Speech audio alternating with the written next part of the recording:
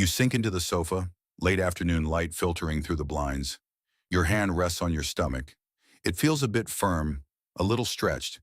The pants you wore this morning don't sit quite right anymore. You lean forward, tug at the waistband, and notice something. It's not just fat. In my years of seeing patients, one thing has become clear. The belly isn't a simple reflection of stored fat. Part of what you feel may be fluid. Another part, gas in the digestive tract. And yes, some is visceral fat, but it's not the whole story. What you see in the mirror, what your clothes tell you, is a combination of several biological factors. Research into gut physiology and fluid balance, like CDC reports on water and electrolyte regulation, shows that fluid retention and digestive gas can make the midsection appear 1 to 2 pounds heavier over a few days. This is a prediction, not a guarantee for every individual. Picture this. You finish dinner, your stomach feels full. The next morning, it's noticeably lighter, even though your food and activity haven't changed. Your body has adjusted water balance, digestive contents, and hormone responses overnight. Here's the question. If part of what makes the belly appear larger isn't fat, how could we work with the body's natural adjustments rather than fight it? You're at the grocery store, glancing at your reflection in the freezer glass. You notice your midsection again. You think, I've eaten too much. I must have gained fat. Most people assume the belly is a simple measure of body fat. Eat less, move more. Problem solved, right? That's the story you hear everywhere. Books, social media, even some health advice lean on this idea. But the science tells a slightly different story. Visceral fat, the fat stored around organs, is only part of the picture. Fluid retention, digestive contents, and even posture can affect what your stomach looks like in a single day. A study in the American Journal of Clinical Nutrition, reviewing abdominal composition, notes that short-term fluctuations in water and gut contents can mimic fat gain without actual adipose tissue change. The confusion persists because the signals are mixed. People track the scale, or they rely on clothing fit, without understanding the underlying biology. One day the waist feels tighter after a salty meal. The next morning it feels normal. The body is constantly adjusting. Another layer of misunderstanding comes from hormones. Insulin, cortisol, and aldosterone all influence how the body holds fluid and manages digestion. CDC guidance on fluid balance and metabolic response highlights that short-term changes in hormone levels can affect bloating and water retention, sometimes noticeably, even within hours. Because these factors aren't visible, they're often misattributed to fat. People panic, restrict calories sharply, or overexercise. This approach can backfire. The body compensates to preserve energy, slowing metabolism, and sometimes making the belly feel even fuller. So the real question becomes, how do we interpret what the belly's actually telling us? How do we separate fat from fluid and gas in ways that respect how the body naturally works? Understanding this is the first step to an evidence-based, practical approach to a healthier midsection. You open a medical journal while waiting in a clinic. A chart catches your eye. It shows different layers in the abdominal region: subcutaneous fat, visceral fat, fluid, and gut contents. You lean closer.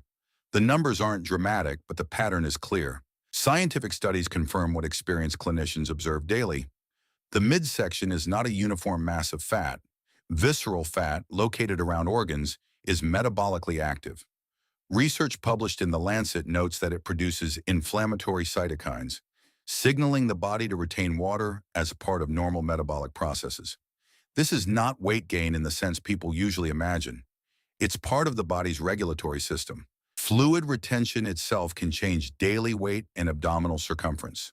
CDC resources on electrolyte and fluid balance highlight that sodium intake, stress hormones like cortisol, and insulin levels directly influence how much water the kidneys hold or release. These effects are measurable. Short-term fluctuations of up to 1 to 2 kilograms are common, prediction based on physiological modeling, not a guaranteed result for everyone. Digestive contents also play a role. Observational studies in gastroenterology, such as those summarized in the American Journal of Gastroenterology, show that delayed gastric emptying or temporary gas accumulation can visibly expand the abdomen. Even a standard meal can temporarily increase midsection volume without changing fat tissue. Some interventions are backed by controlled trials. For example, research on time-restricted eating, where meals are consumed within a defined daily window, demonstrates modest reductions in visceral fat and improvements in metabolic markers, such as insulin sensitivity, after several weeks. The NIH and other public health bodies recognize that timing of food intake can influence hormone regulation and fluid balance, which in turn affects abdominal appearance. Sleep is another factor with strong evidence. The National Sleep Foundation and multiple peer-reviewed studies report that sleeping fewer than 7 hours per night correlates with higher cortisol levels and increased markers of water retention. Conversely, sufficient sleep helps regulate these hormones, indirectly reducing temporary abdominal distension. Even small practical behaviors, hydration, moderate sodium management, meal timing, interact with these physiological systems. These mechanisms are measurable and reproducible, though individual responses vary. Understanding the layered nature of the midsection, fat, fluid, and digestive contents, provides a clearer, more accurate framework than attributing all changes to fat alone. At this point, the question is no longer theoretical. You can see the data, the peer-reviewed studies, the public health guidance. The midsection is dynamic. Fat is only one part. Fluid and digestive contents are significant contributors. How to work with these realities is the next layer of understanding. You sit at the kitchen table after dinner, fork in hand, glass of water at the side. You notice your stomach pressing against the table edge. You shift, adjust, and breathe out slowly. Inside, a lot is happening you can't see. First, consider visceral fat. It's not inert. Cells here release small signaling proteins called cytokines. According to studies in the Journal of Clinical Endocrinology and Metabolism, these cytokines tell the body to hold on to water. It's a normal, protective response to maintain balance. Sodium also plays a role. The kidneys retain it when insulin levels are high. This isn't overeating. It's biology reacting to what you've already eaten and the timing of those meals. Cortisol is another factor. When you are sleep deprived, cortisol levels rise. Research from the National Institutes of Health shows that elevated cortisol increases water retention and can slow digestion. You feel a subtle tightness, a bloating that isn't fat. Your body is literally holding on to fluid as a buffer, a temporary storage. Now look at digestion. The stomach is shaped like a J. Gravity matters.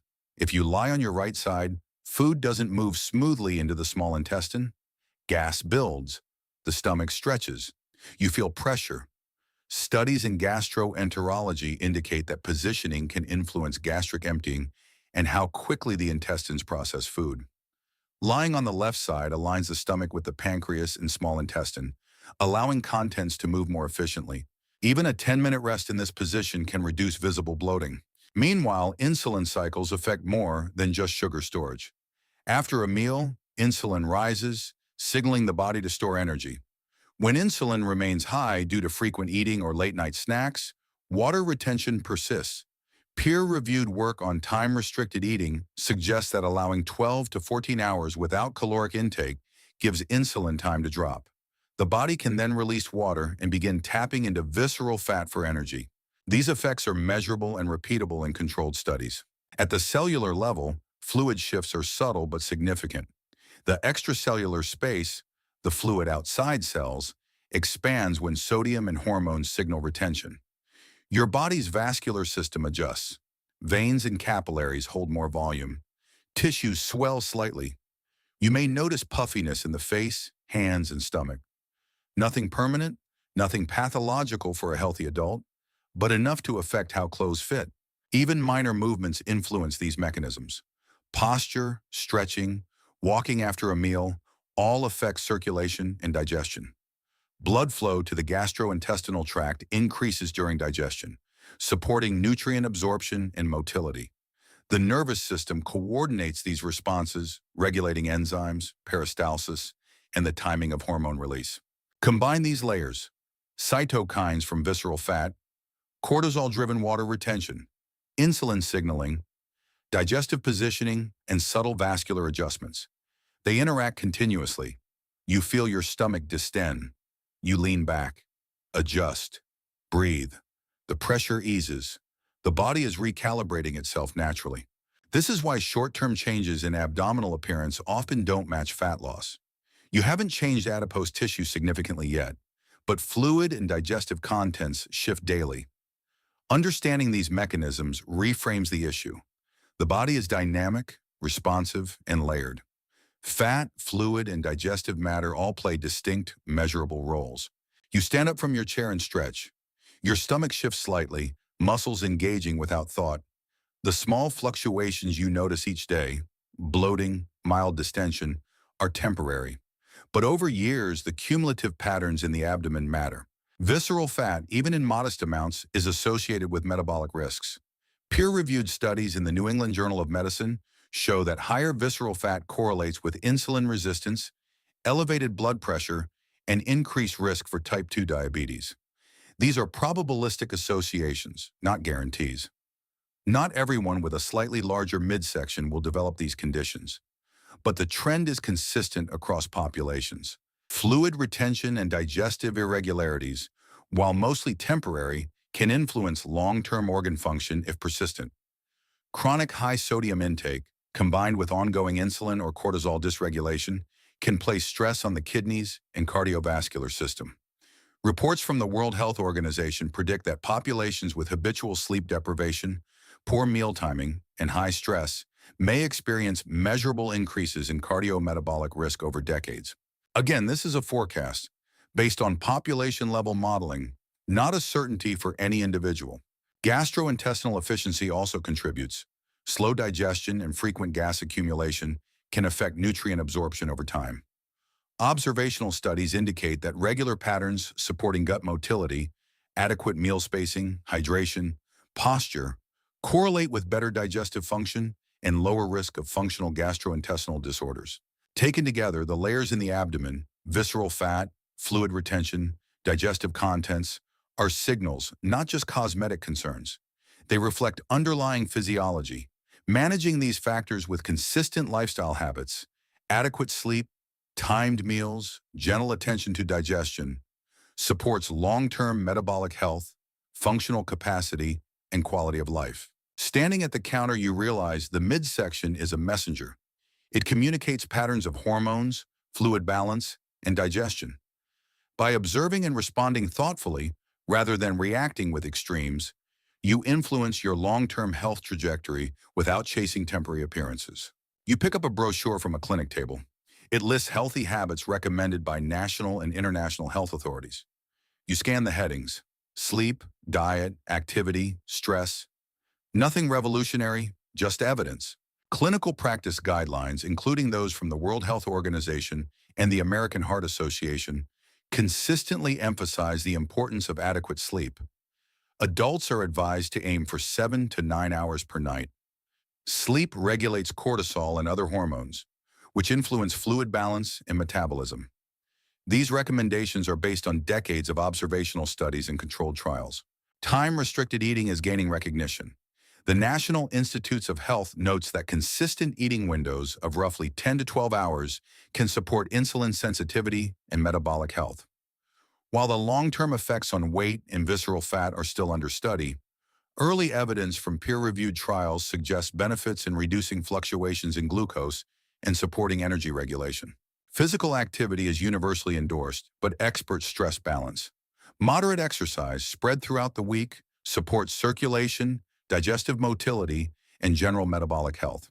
There is no consensus that extreme exercise or restrictive dieting is required to influence abdominal appearance in the short term. Areas of ongoing debate include specific postural interventions for digestion or short-term fluid flushes. Some gastroenterology studies suggest left-side resting after meals may support gastric emptying, but robust, long-term evidence is limited. Professionals recognize these practices as generally safe, though not universally prescribed. Overall, the expert consensus is clear. Focus on sufficient sleep, structured meal timing, balanced hydration, and moderate activity. These are low-risk, evidence-supported strategies that interact with the body's natural physiology. Temporary changes in the abdomen are expected and normal. The guidance emphasizes supporting long-term health over chasing short-term appearance changes. You set a glass of water on the table and take a slow sip. You notice your stomach again, not as tight as yesterday, That's a small observation, but it matters. Public health guidance suggests simple, low-risk steps that support these daily changes. Sleep is primary. Adults benefit from 7 to 9 hours per night. Regular sleep patterns help balance hormones like cortisol, which influence water retention and digestive efficiency. Even small improvements, going to bed 30 minutes earlier, can have measurable effects on morning bloating and energy levels. Meal timing matters. Creating a consistent eating window of roughly 10 to 12 hours per day allows insulin to drop naturally overnight. This supports metabolic function and may reduce temporary abdominal distension. No calorie counting is necessary. The focus is timing, not restriction. Hydration and diet composition also play a role. Reducing sugary beverages and emphasizing water or unsweetened tea helps the liver process nutrients efficiently and prevents excess fluid retention. Sodium intake can be moderated to support kidney function, but extreme restriction is rarely necessary for healthy adults. Digestive support through posture and gentle movement is safe and practical. Short periods of left-side rest after meals, light walking or stretching can encourage digestive motility and reduce gas buildup.